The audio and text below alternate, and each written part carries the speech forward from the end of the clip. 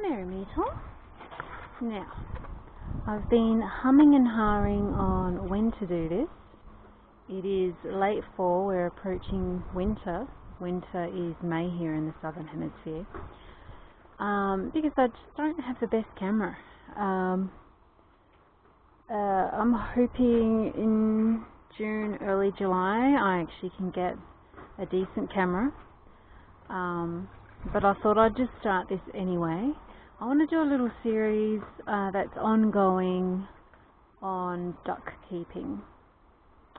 And little tips and tricks along the way. So you could probably say poultry keeping in general. I do have chickens and ducks. However, I'll focus on the ducks being that they are both a domestic species and also enjoy being outside. So they need to be outside. So the caveat on this little series on duck keeping is ducks need to have access to soil, dirt and green. They can't live in a house 24/7 like I have seen. Unfortunately, some people do. It's cruel and they are not going to thrive, and they're going to run into unnecessary high risk of health issues, if not mental health issues down the track. So without further ado, let's get into it. So I just want to share a couple of tips on straw. So generally I recommend that when you get straw, if you're a one-person operation or a small operation, or small holding, I would recommend getting straw that's been compressed.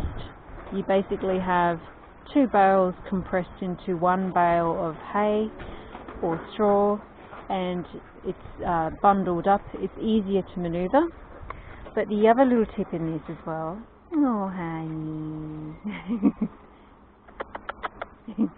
is also handling the hay and storage.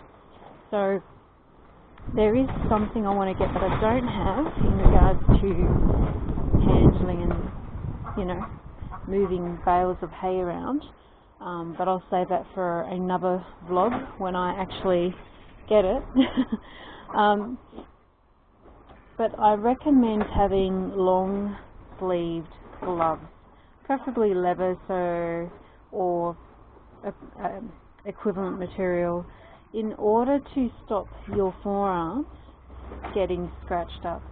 Look, it's not an issue if you were to handle the bales of hay once or twice, but over time, even if you don't have any allergies, it's very easy to quickly develop an allergy, because there's obviously going to be dust and things like that in the hay or straw.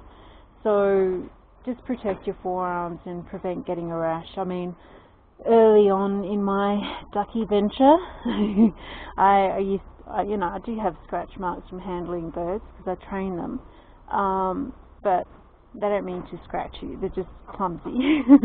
But in my early days, I used to get rashes in my forearms, and I basically pinned it down to handling straw and hay, especially if it's sharp.